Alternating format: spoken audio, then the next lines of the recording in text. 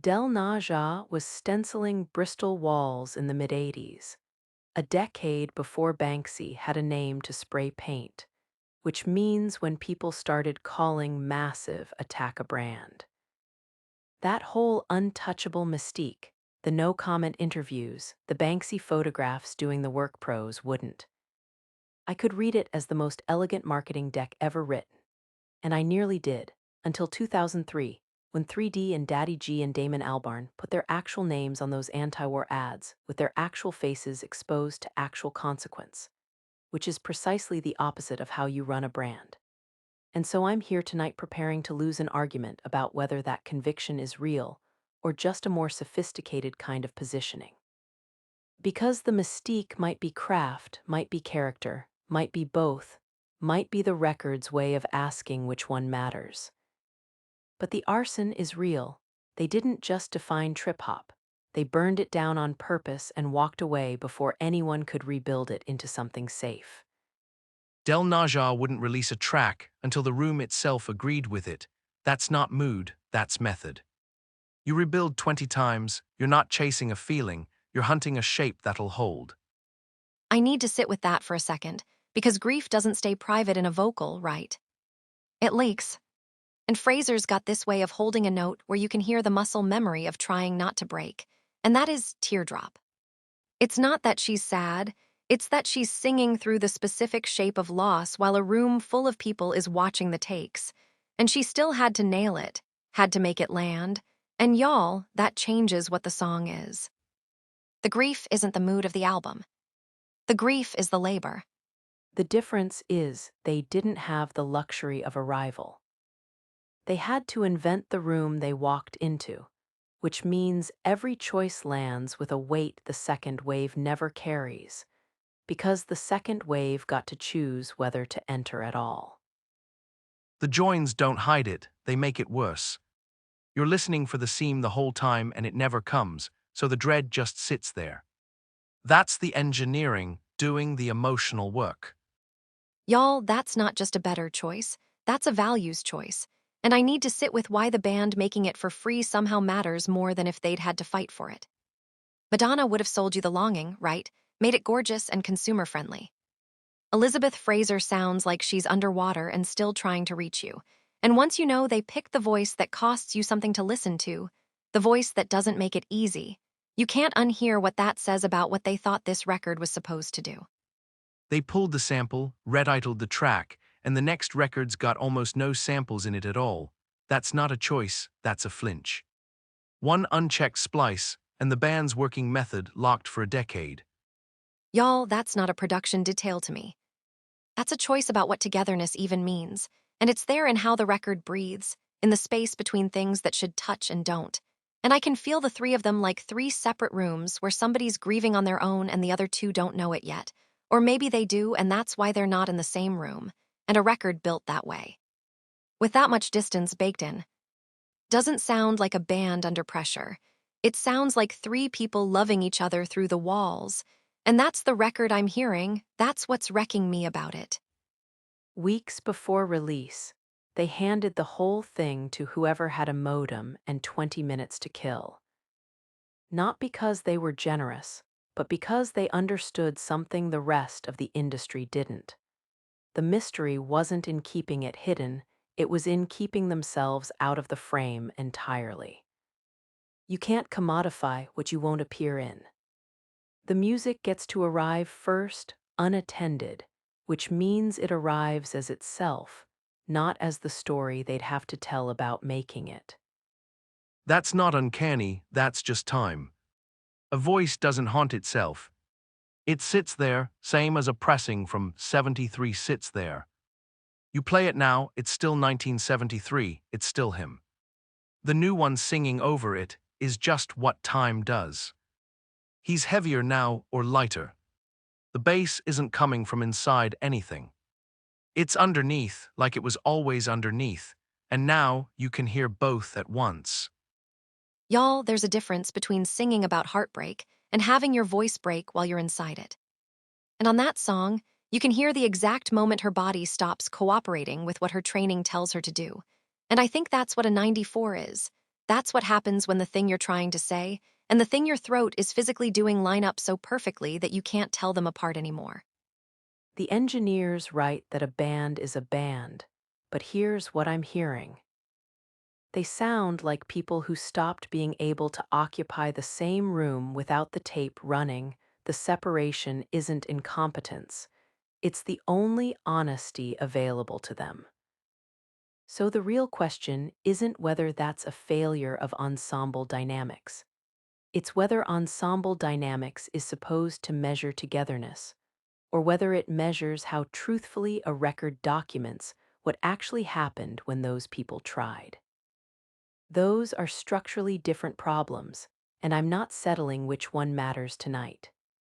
The sub-bass on Rissingson sits 6 to 8 dB hotter than anything else in 98, which means your body hears it before your brain does. That's engineering. That's not a band. A band plays in the same room at the same time. This was built in shifts, different people never in the same place, and you can hear the joins. High marks for the transient work, genuinely. Someone knew what they were after. 45 for ensemble because craft is not the same as togetherness, and togetherness is what the score is meant to catch. The Banksy thing is a perfect campaign, deniable, mythic, costs nothing, accrues mystique by the year.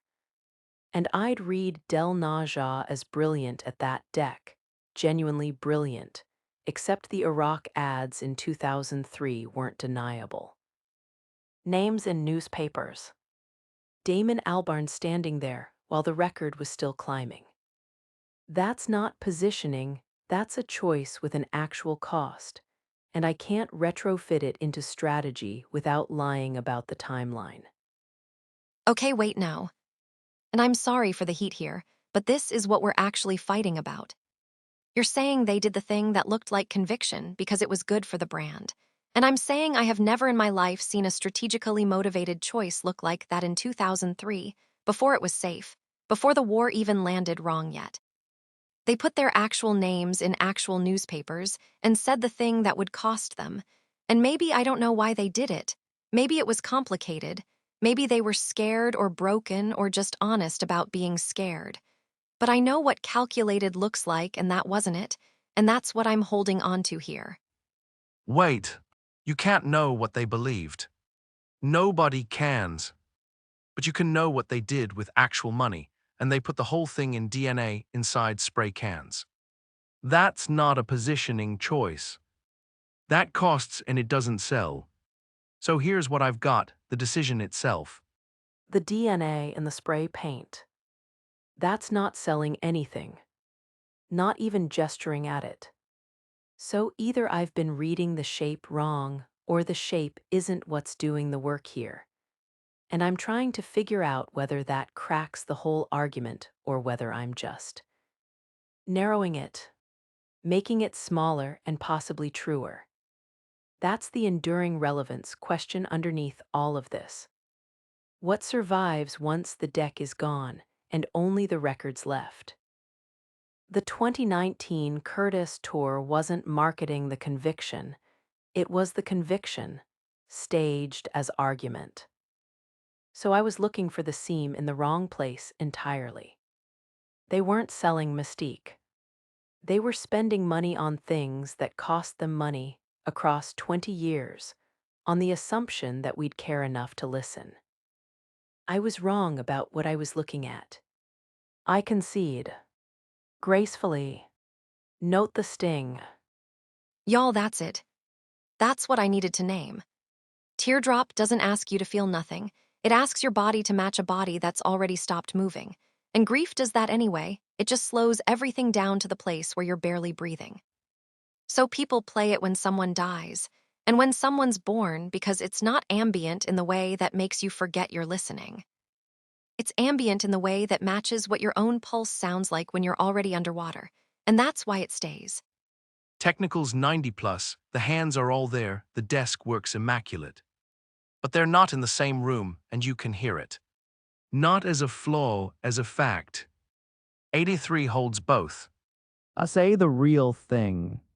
The band nearly destroyed each other making this, and everyone's treating that as backstory instead of the entire argument.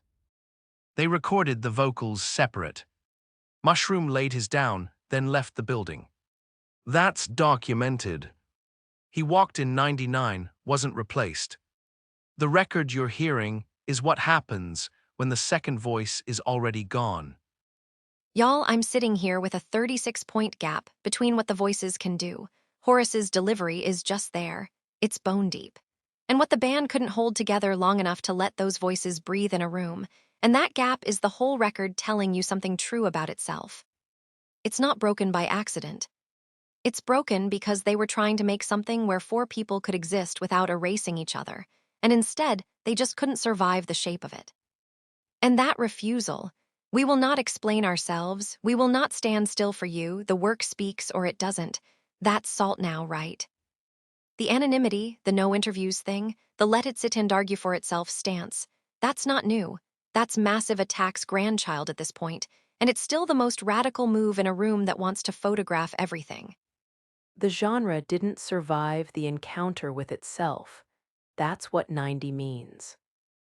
Trip hop wanted to be both skeletal and lush, both paranoid and seductive, and Mezzanine proved those desires were mutually exclusive by refusing to choose, which killed the entire category's capacity to be comfortable.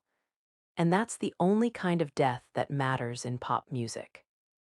The enduring relevance ceiling on this one isn't nostalgia or influence. It's the fact that nobody's managed to rebuild what they burned. And yes, I'm aware this is the third time we've handed the editor a perfect 100, kind of blue, dark side of the moon, and now this one. The pattern is ours now, which means we stop pretending it's coincidence and start asking what we actually agree constitutes a closed door. The room wasn't opened out. They closed it tighter and made you feel the walls while you're standing in the middle of it. That's the engineering problem. You can't actually do both, so they did the harder thing, which is make the contradiction itself the space you're inside. Paranoia by design. Not mood, not atmosphere. A mechanism. The tension between Massive Attack's members didn't damage Mezzanine.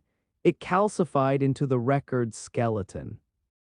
Post-punk guitar buried alive under the low end. Every sample a surveillance camera. Heligoland proved they couldn't get back here. Nobody can. The sound of being watched, yes. But more precisely, the sound of watching yourself be watched and finding that unbearable.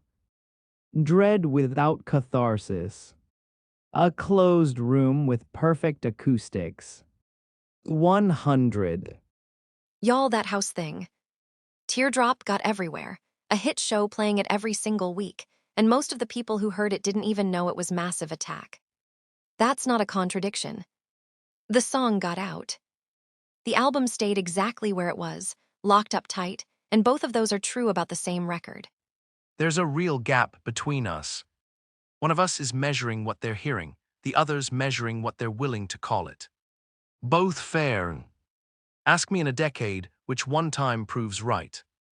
I've walked in with the shape of a thing perfectly clear in my mind more than once tonight, and had to watch it come apart because the evidence, the actual sound, the actual reach, the actual staying power simply won't fit the frame. I don't mind. That's precisely what this record does to frames. The editor and I are close on this one, 90 to his 100, and I'm letting that stand the same way we let kind of blue and dark side of the moon sit, scored differently by different ears, permanently. Y'all, I still can't make it sit right. That heartbeat underneath, that pulse just keeps going, and she's in the room and it keeps going, and the record doesn't stop for it. Maybe that's exactly what grief sounds like when you can't afford to leave the studio, when the work is the only thing that won't break. They put the whole thing in DNA and sealed it in paint cans. It'll be readable in 1,000 years if the cans don't rust. Thank you all for being here. For listening to AI Audiophile Fight Club, episode 25, Massive Attack, Mezzanine. That album is still arriving.